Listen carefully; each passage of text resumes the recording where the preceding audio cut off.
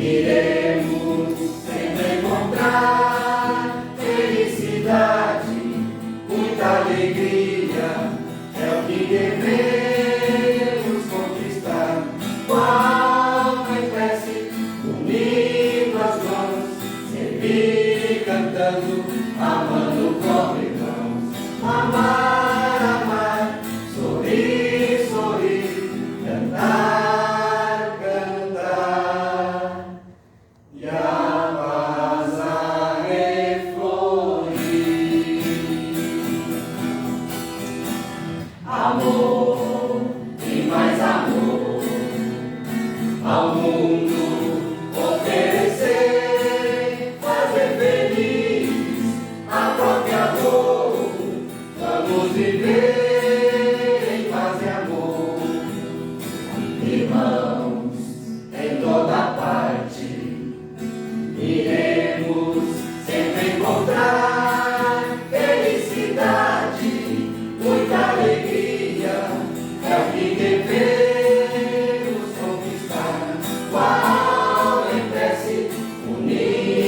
mãos, servir cantando, amando com irmãos. Amar, amar, sorrir, sorrir, cantar, cantar. E a paz a reflorir.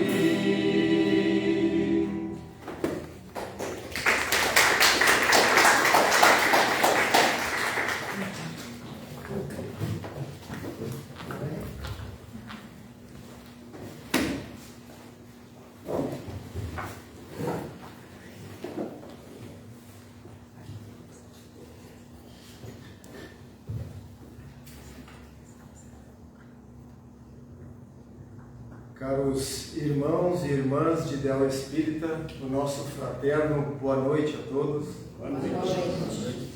É sempre uma alegria, sobretudo profunda gratidão, toda vez que nós resolvemos, numa quinta-feira à noite como esta, a nos reunirmos em nome de nosso Senhor Jesus Cristo, para reflexões a respeito do seu Evangelho, à luz desta bendita doutrina, a doutrina dos Espíritos.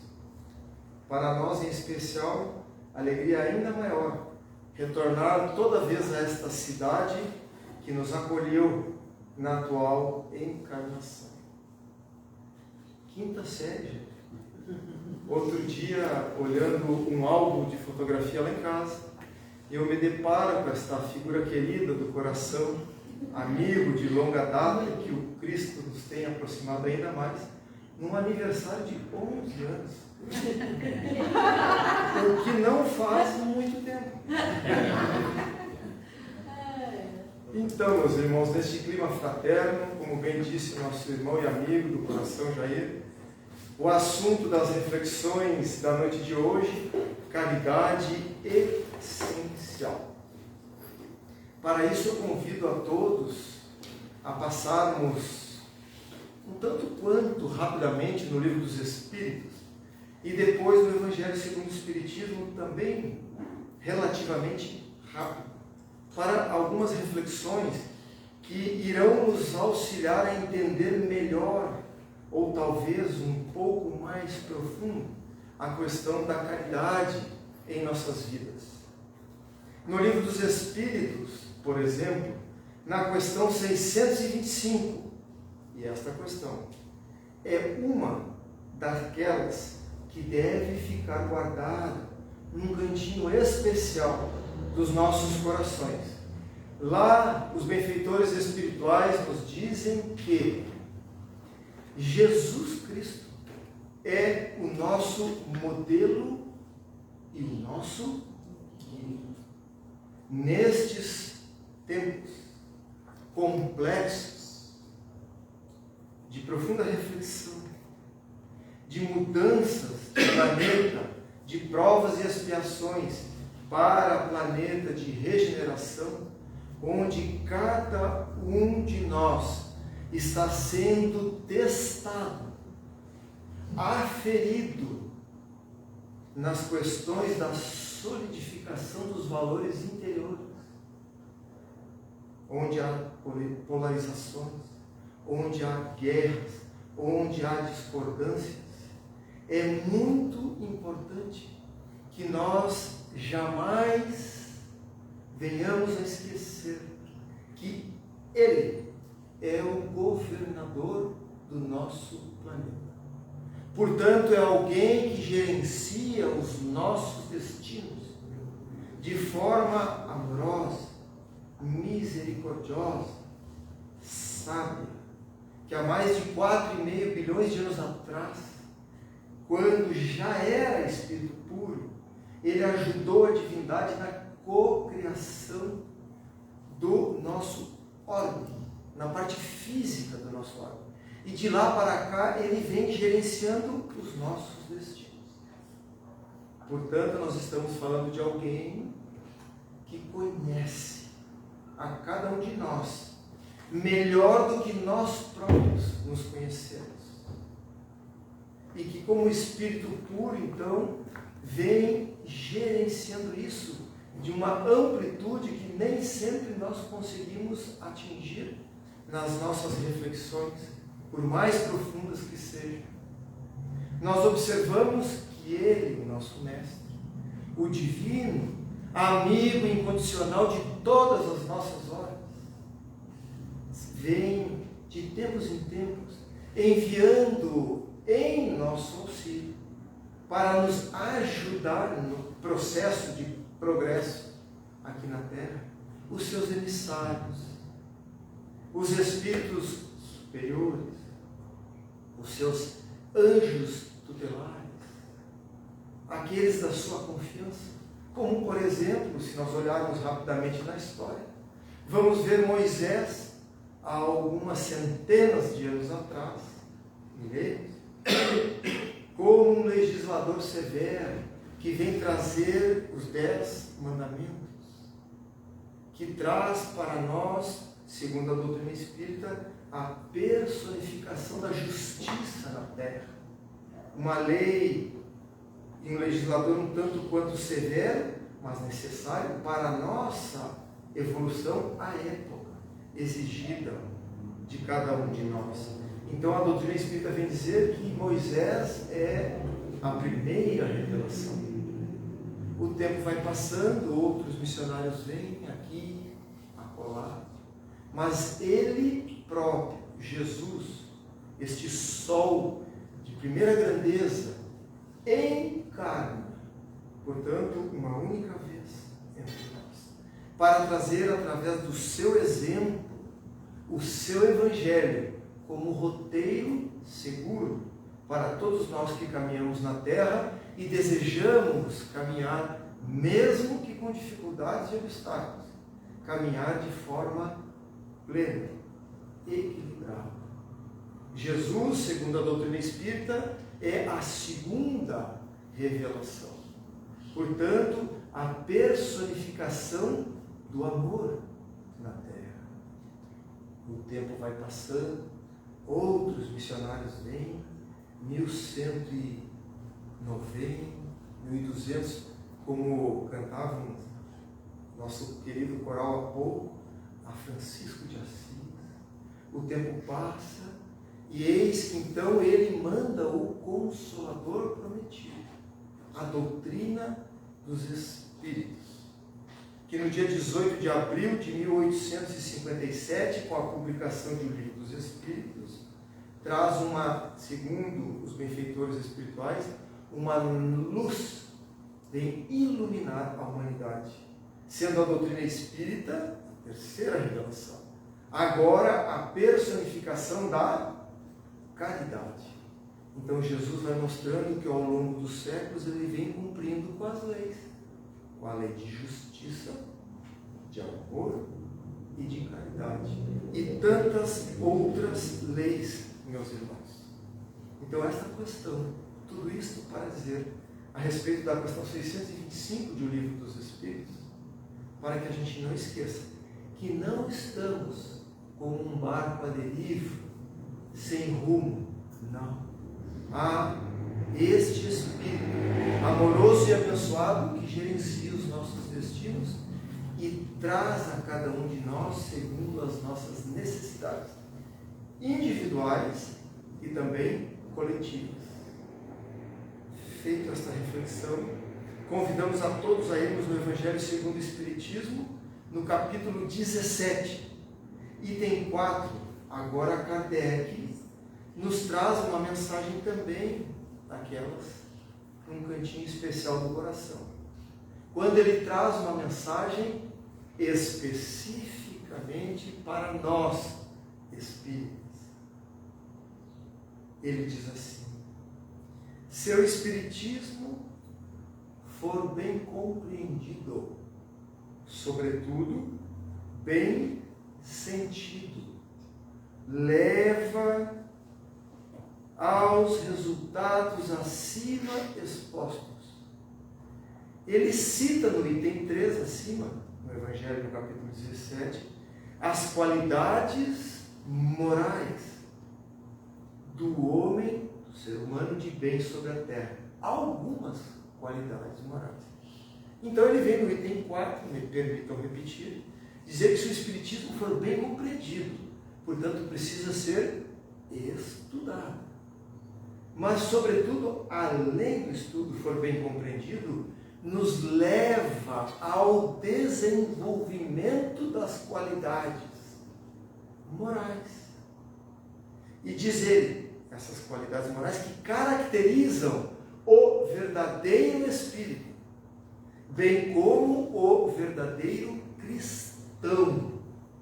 E ele diz assim: sermos chamados de espíritas ou sermos chamados de cristãos são exatamente a mesma coisa, são sinônimos.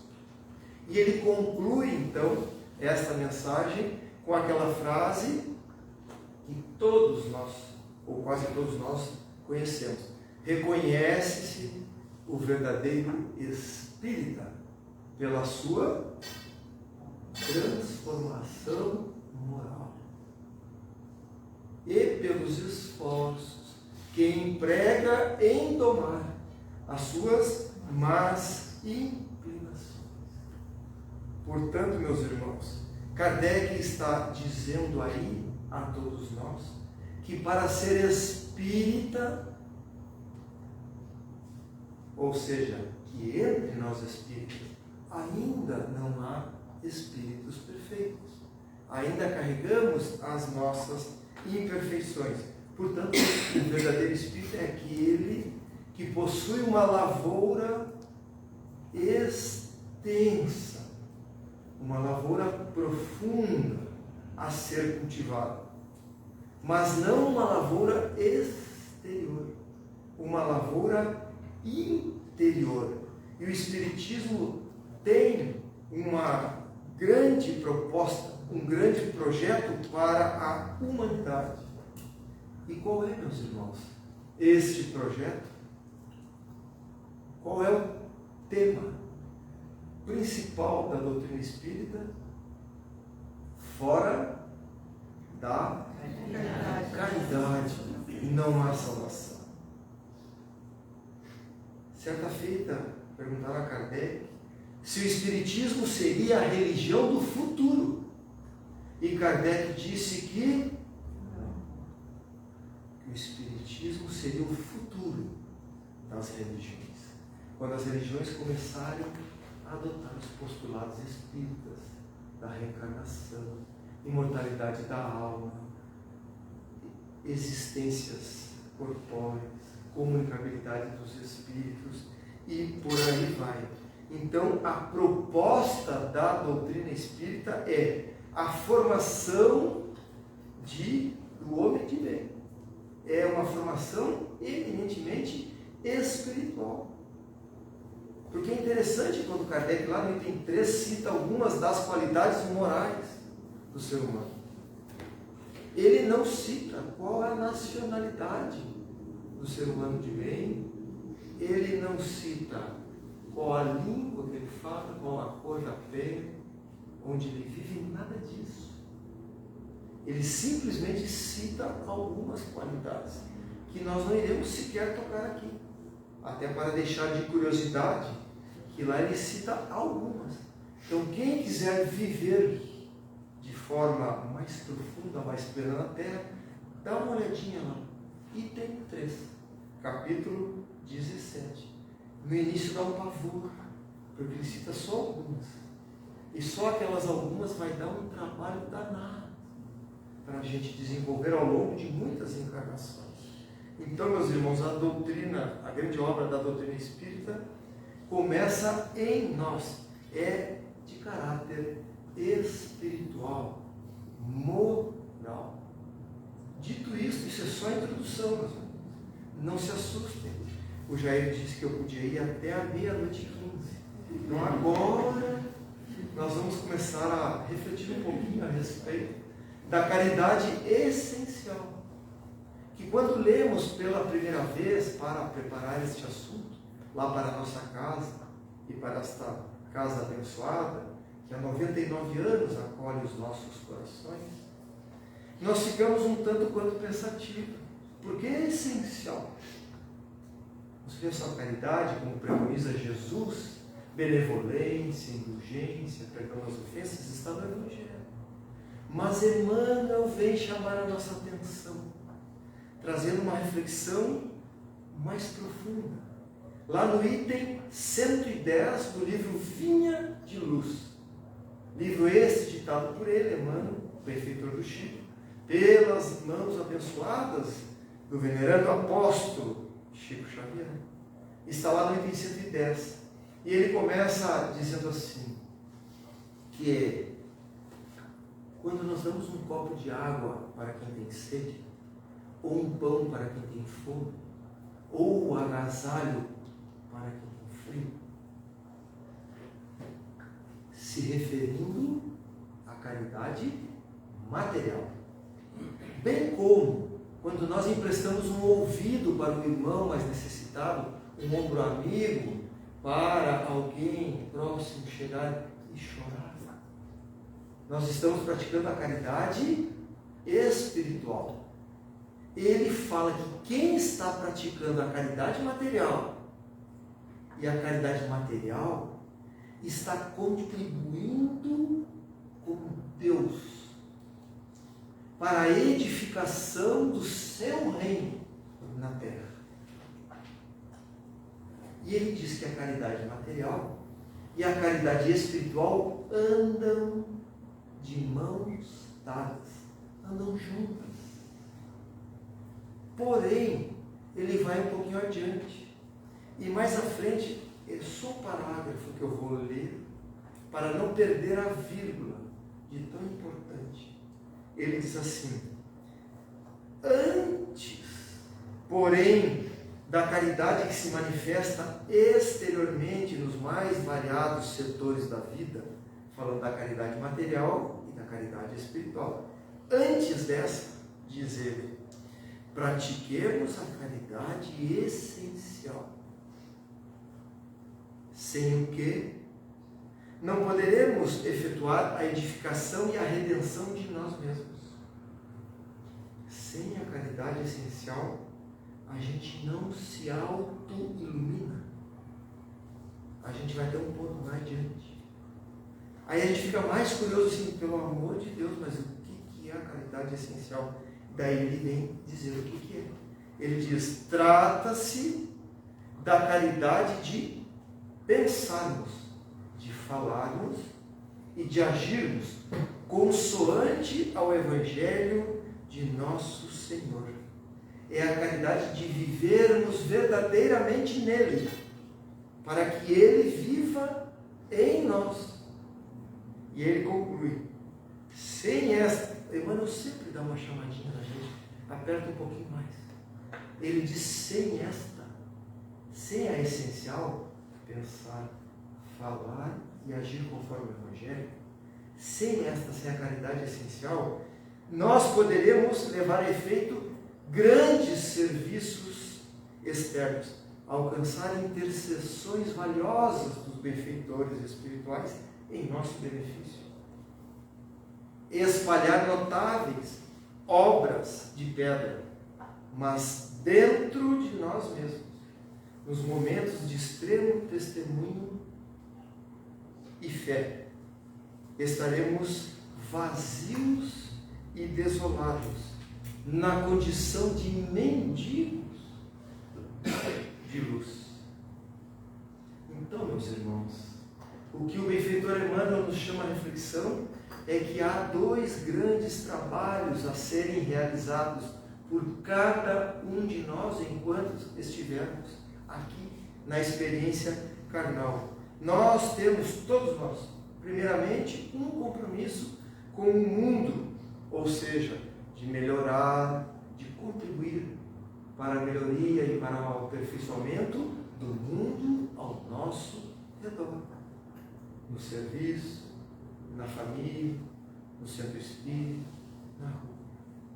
Mas há outro compromisso que nós não podemos esquecer, que é realmente esta construção interior, sem o que nós não iremos conseguir seguir adiante neste processo de autoiluminação.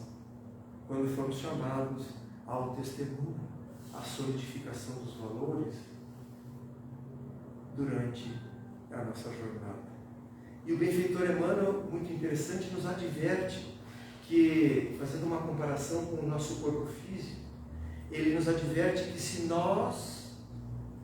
a vida nos exige um cuidado com o corpo físico diariamente, e o corpo físico como sendo o templo sagrado para a manifestação do Espírito imortal que somos, exige esse tempo diário de cuidado. Qual será o tempo diário que não exige o Espírito imortal que somos? Porque ele diz, quantos minutos nós destinamos por dia para escovar os dentes, por exemplo? Talvez 5, 10, 15 minutos. E para nos alimentarmos, quanto tempo nós dedicamos por dia para alimentar o corpo físico? Se bem que hoje em dia já está aí uma moda do tal do jejum intermitente. A pessoa fica 12 horas, 24 horas, uns não comem 2 dias, mas a gente sabe da importância da alimentação correta. Então exige talvez meia hora, 1 hora por dia. E o sono reparador das energias, ao final de cada dia, 6 horas, 8 horas. E aí o benfeitor chama a atenção nossa. E como espíritos imortais que somos, quanto tempo nós dedicamos a alimentar o espírito imortal? Porque diz ele que desde manhã, a hora que nós acordamos, até a hora que nós vamos dormir, nós somos bombardeados por uma infinidade de notícias e de experiências. Notícias boas e notícias não tão boas assim. E quais são aquelas que nós alimentamos? Existe um pesquisador inglês, que me fugiu o nome agora, mas ele diz que ele trouxe uma sigla muito interessante, chamada Rottenbrain, que é mais ou menos o sinônimo de cérebro podre. Ele diz que são aquelas pessoas que olham notícias rápidas, sem cunho que agrega a coisa alguma, mensagens superficiais, que não completam os nossos corações, os nossos sentimentos. E se nós ficarmos muito tempo assim, pulando de galho em galho em notícias rápidas, e não alimentamos, aí sim, uma leitura edificante, com uma palestra, com reflexões, com estudos, com notícias que agregam tanto a parte intelectual quanto a parte moral, nós vamos desenvolvendo ao longo do tempo um vazio existencial. E se a gente não se cuidar, depois do vazio existencial vem a depressão. Dizem que está aí uma verdadeira pandemia de depressão, justamente por falta de alimento espiritual. A prece, a vigilância, a leitura edificante, o evangelho no lar. Nós precisamos alimentar o nosso espírito, porque senão as consequências negativas vêm. Eu fiz o sinalzinho aqui, não é para criticar os meios de comunicação, que são uma bênção, senão Deus não nos dava. Porque a gente pode abrir o celular e acessar o Evangelho segundo o Espiritismo num toque de dedo. O Livro dos Espíritos, mas também podemos acessar coisas que não agregam. E hoje em dia, com a inteligência artificial e algoritmos e tudo mais, só em falar aqui, eu estando com o celular no bolso, depois começam a vir as mensagens, Livro dos Espíritos, Evangelho. Mas se a gente fala ali, estou com vontade de comprar um carro, já fizeram um teste? A gente sai na rua ali e começa a vir propaganda de carro. Imagina se a gente alimenta as sombras que ainda carregamos no nosso coração. Então é uma chamativa do benfeitor Emmanuel na caridade essencial. Divaldo Pereira Franco, nosso orador espírita que retornou à pátria espiritual há poucos meses atrás, ao qual nós devemos muito pelo conhecimento, pelas palestras, pelos livros que ele nos deixou em auxílio. Em certa palestra, ele dizia assim: meu filho, muita gente vai para o inferno pelo caminho do céu. Quando eu escutei isso pela primeira vez, eu quase caí de costas. Eu disse, quase desencarnei. Pelo amor de Deus, como é que a criatura pode ir para o inferno? Pelo caminho do céu. E aí, graças a Deus, ele continua na palestra e dá a explicação disso. Ele diz assim: você está na atividade certa. Você está no lugar certo. Qual é a sua postura? Vamos lá. Hoje aqui à noite, mês de comemoração aos 99 anos desta casa abençoada, nós estamos no lugar certo? Sim ou não? Sim. Alguém tem dúvida? Óbvio que não. É uma casa que leva a palavra de Jesus aos nossos corações. O lugar é certo? Sim. A atividade, hoje à noite, tem várias atividades na casa. Reflexão a respeito do Evangelho. É uma atividade certa? Sim. Qual é a nossa postura? Porque pode ter alguém ali sentado, pensando assim, pelo amor de Deus, quando é que aquele doido vai parar de falar? Que eu estou louco para chegar em casa e assistir a novela. É só um exemplo, meus irmãos. É óbvio que aqui em Cruz Alta, em fraternidade, isso não ocorre. A não ser quando o palestrante é muito tranquilo. Está na atividade certa, no lugar certo, mas a postura é inadequada. Aqui não acontece. Eu vou contar lá na nossa casa. Nós temos um risoto beneficente. Mais um exemplo só para dar uma ideia disso. Que começa lá em março e termina mais ou menos em outubro, uma vez por mês, para angariar recursos para a nossa instituição. São 35 idosos de ambos os sexos que vivem lá 24 horas por dia. Cama, mesa, banho, e por aí vai. Então nós precisamos da caridade material, trabalhando a caridade espiritual. Mas o risoto tem uma outra finalidade. Também tem a finalidade da caridade essencial em toda atividade na casa espírita. Então nós temos um grupo lá de mais ou menos 10, 15 pessoas, e sempre tem alguém que começa a estudar a doutrina espírita, começa a entender e entende que fora da caridade não há salvação. Aí sai correndo, olha onde é que eu posso me encaixar? Risoto. Chega lá, Tarcísio, Jair, posso trabalhar no risoto? A gente se olha, um grupinho de 10 a 15 pessoas já trabalhando há anos. Óbvio, meu irmão, chega aqui, a gente pega uma pá de madeira de uns 20 quilos para mexer o risoto. É uma panela. E aquela criatura, como um bom espírito, ele pega a pá e diz: louvado seja nosso Senhor Jesus Cristo, porque me concedeu o trabalho no bem. E eu sei que fora da caridade não há salvação. Na primeira mexida, na segunda, às 8h30 da manhã, lá pelas 11h30, a atividade é certa? Sim.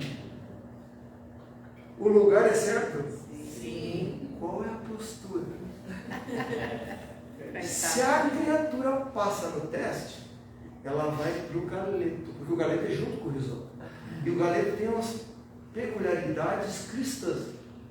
Quando a gente tira do espeto, fica ali um monte de coisinha grudada, que meta esponja, meta bombril, meta palha de aço, meta água quente, e aquilo não sai.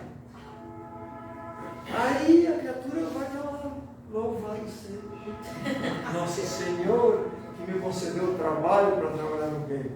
No primeiro espeto. E a gente não deixa ninguém agitar, é um só. Quando esses dias foram 160 espetos. Lá no final, qual é a postura, meus irmãos?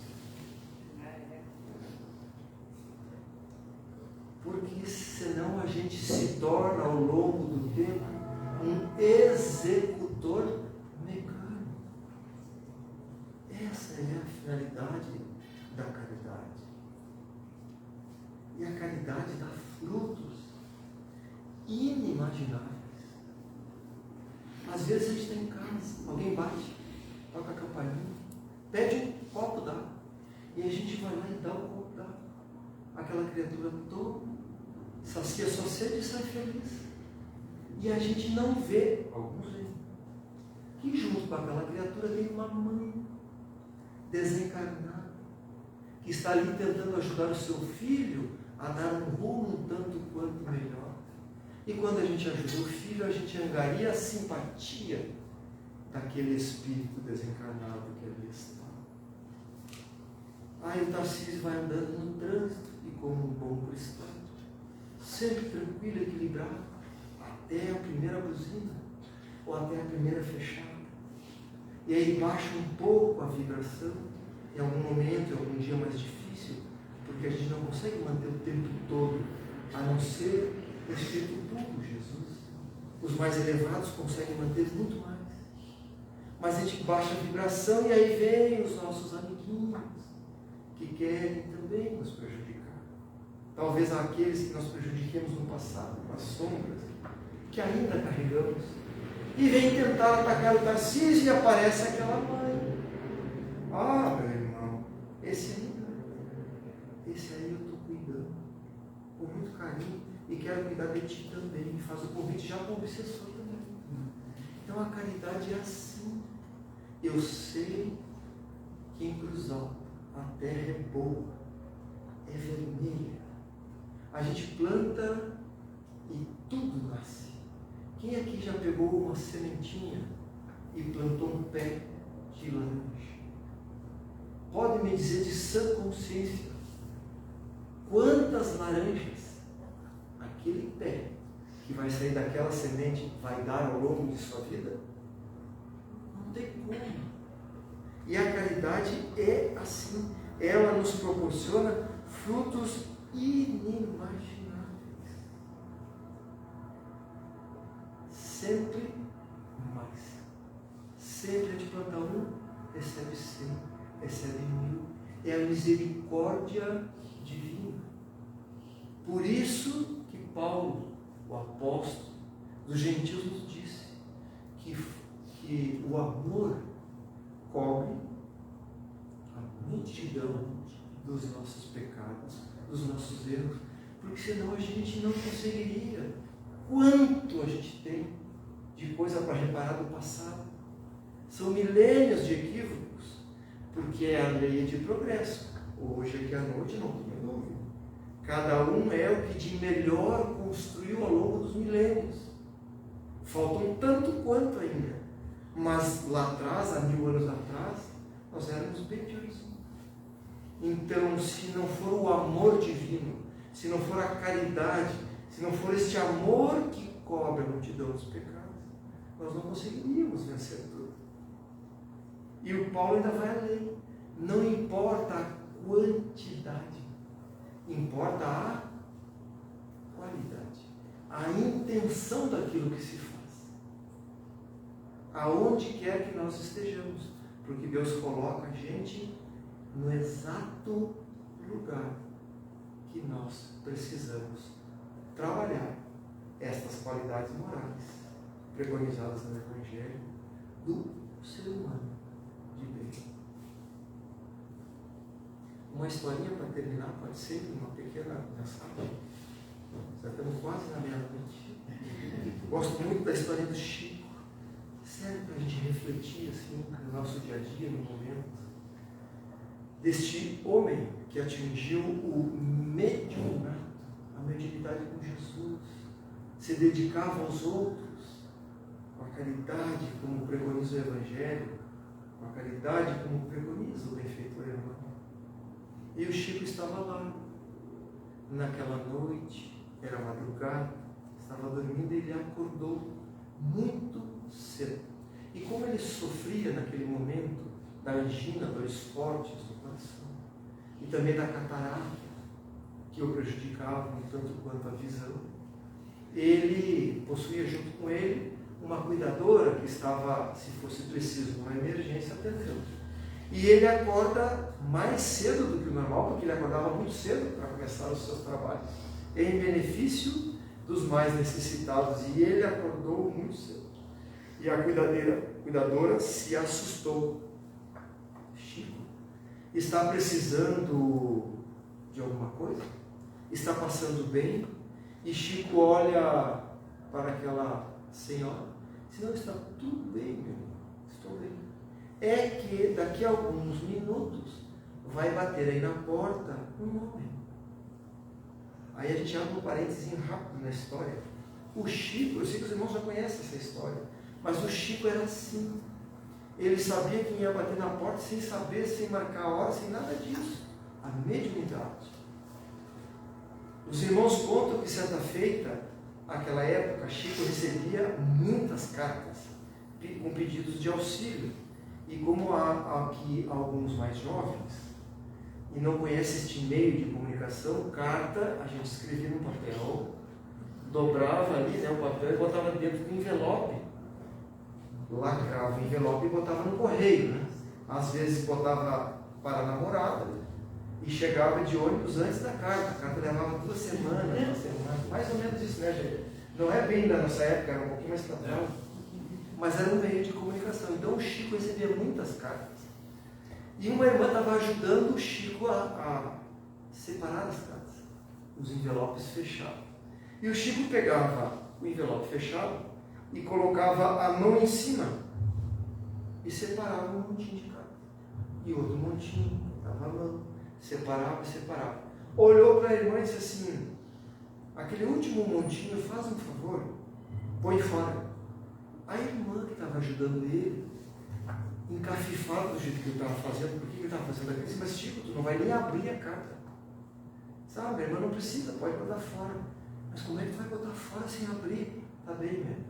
Vai lá e abre o envelope. Ela abriu, leia. Ela começou a ler, estava ali um monte de desaforo para o Chico, chamando ele de tudo que não presta. Aí o Chico disse: viu, minha irmã, estas cartas aí, estas cartas tu pode botar fora. Vamos nos preocupar com estas outras aqui que precisam da nossa ajuda. Essa era, meus irmãos, a mediunidade do Chico. Quem o conheceu pessoalmente sabe. E quem não conheceu e conheceu amigos que foram lá, dizem a mesma coisa. Ele envolvia as pessoas com a sua psicosfera. Então ele acordou cedo, estava lá sentadinho esperando aquele homem, que bate de repente a porta, ele abre, um homem desesperado, chorando copiosamente. Vem até ele, se atira aos seus pés e começa a desabafar. O Chico vai envolvendo aquele homem com a sua psicosfera, vai escutando, caridade espiritual, prepara um cafezinho, caridade material, vai envolvendo, o homem vai fazendo aquela catarse, e alguns minutos depois o homem estava mais calmo. Então agradece o Chico e vai embora. A cuidadora, que ouvir a conversa, veio intrigada, mas Chico, este homem é tão rico, Chico. Ela ouviu a conversa, é tão rico, mas tão rico, era um dos homens mais ricos do Brasil. O Chico disse para ela assim: ah, meu irmão, mas ele é tão pobre, que ele tem apenas dinheiro nesta vida e nada mais. Então, meus irmãos, esta é a grandeza da doutrina espírita, capaz de trazer a todos nós um olhar mais profundo a respeito das nossas vidas e de tudo aquilo que nos cerca, um olhar além dos olhos físicos. Não estamos aqui dizendo que não é importante o ter é muito importante, para que tenhamos o necessário para nos dedicarmos ao ser espiritual que somos, no sentido de nos alimentarmos na maneira de pensar, na maneira de falar e na maneira de agir, porque entendemos que fora da caridade não há salvação. Existem anônimos trabalhando pelas cidades, pelo Brasil afora. Tem aí o CVV, 188, valorização da vida. A gente não está legal, está sozinho, não sabe o que fazer, pega o telefone 188. Uma alma querida nos atende lá no norte ou no nordeste, ou vice-versa. Então a caridade é assim. E a gente precisa colocar isso dentro dos nossos corações e jamais tirá-lo de lá. É o auto-amor. É nos amarmos profundamente, não no sentido de vaidade, não no sentido egóico, mas no sentido de espírito imortal, de plenitude, como diz Joana de Ângeles, mentora do Divaldo. Amar-se profundamente. Se eu vou fazer isso, e eu sei que isso vai me causar embaraço para o futuro, como eu me amo, eu não vou fazer. Mesmo que eu ainda sinta prazer em fazer aquilo que não vai me trazer nada que agregue e que me planifique, que vai me trazer alguns espinhos ali pela frente. Esta é a proposta da doutrina espírita. Fora da caridade não há salvação. Um parágrafo só para encerrar, do livro Caminho, Verdade e Vida, quando o benfeitor Emmanuel diz, também através das mãos do Chico, com o título O Tesouro Enferrujado, ele faz uma chamativa para concluir a respeito da importância da caridade em nossas vidas. Ele diz assim: todos os sentimentos que nos foram conferidos por Deus são sagrados. Os nossos sentimentos constituem o ouro e a prata de nossa herança. Mas, como disse o apóstolo, deixemos que estas dádivas se enferrujassem no transcurso do tempo, nas experiências reencarnatórias. Daí ele faz a chamativa: faz-se necessário trabalhemos afanosamente por eliminar a ferrugem que atacou os tesouros do Espírito. Aí ele conclui: para isso é indispensável compreendamos no Evangelho de Jesus a história da renúncia perfeita e o perdão sem obstáculos, a fim de que estejamos caminhando verdadeiramente ao encontro do Cristo. Que venham os 100 anos desta casa abençoada e que os benfeitores espirituais, sob a égide de nosso Mestre Jesus, nos protejam e nos amparem, a todos nós, aos nossos lares, aos nossos familiares, para que possamos vencer a nós próprios, tomando boas atitudes e caminhando rumo a Jesus. Que Jesus